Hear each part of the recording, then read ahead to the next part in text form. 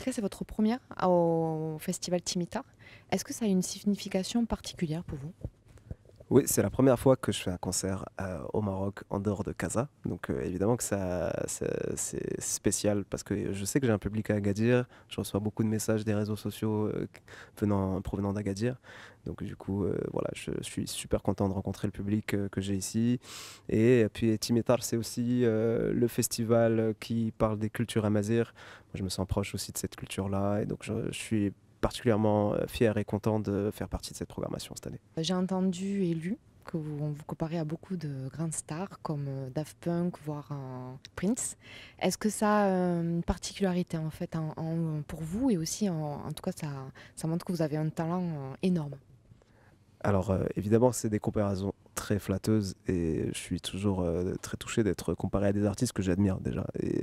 Mais après, je n'aurai jamais la prétention de pouvoir juste égaler leur niveau. C'est des artistes qui ont marqué leur génération. Moi, je fais partie de cette génération qui ont écouté justement Daft Punk et tous les albums de Prince aussi, c'est vrai.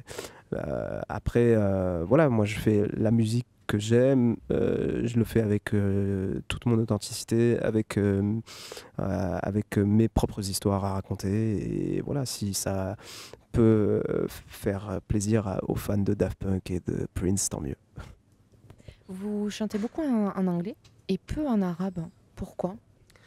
Je chante en anglais parce que voilà, moi aussi, je fais désormais partie de cette diaspora marocaine qui est partie à l'étranger vivre.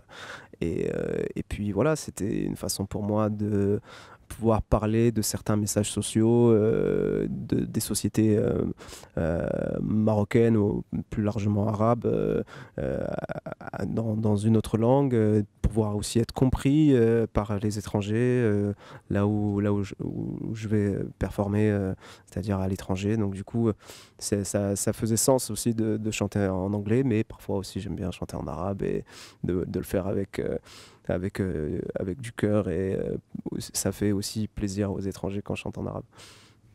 Dites-moi votre dernier titre, en fait, tube même, on peut dire c'est Casa Jungle, il y a aussi Shalom.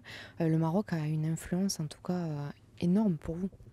Moi, je suis un Marocain, Mia Mgharaba, je suis un vrai Marocain, mes deux parents sont marocains, donc j'ai grandi à Casablanca. C'est toute euh, c'est toute ma vie en fait, c'est toute ma vie.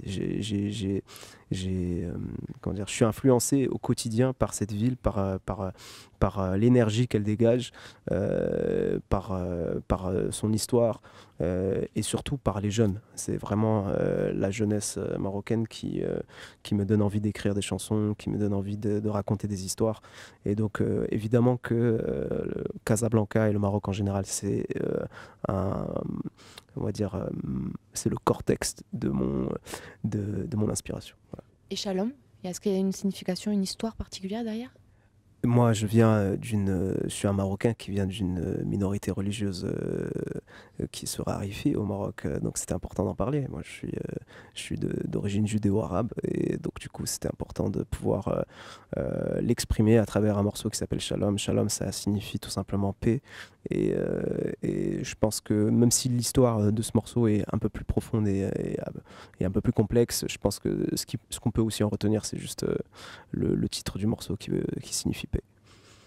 Avec quel artiste vous aimeriez collaborer, que ce soit étranger mais aussi marocain? Alors avec quel artiste ouais, en étranger, il y en a énormément évidemment.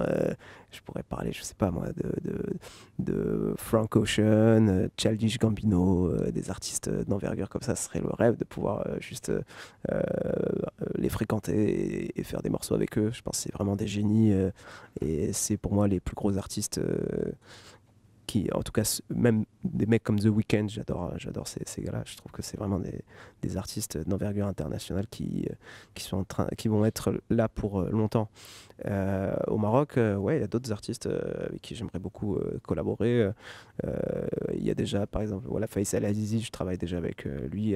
Il a fait un morceau avec moi qui s'appelle Ohem. Et puis voilà, ce soir, par exemple, je joue avec un groupe qui s'appelle Shefin. Des gars que j'aime beaucoup. Pour moi, c'est de loin on va dire les meilleurs dans leur genre, dans leur esthétique, dans le rap marocain. Pour moi, c'est ceux qui me touchent le plus. Donc ouais, chez Fin par exemple, ça serait cool de faire une collaboration.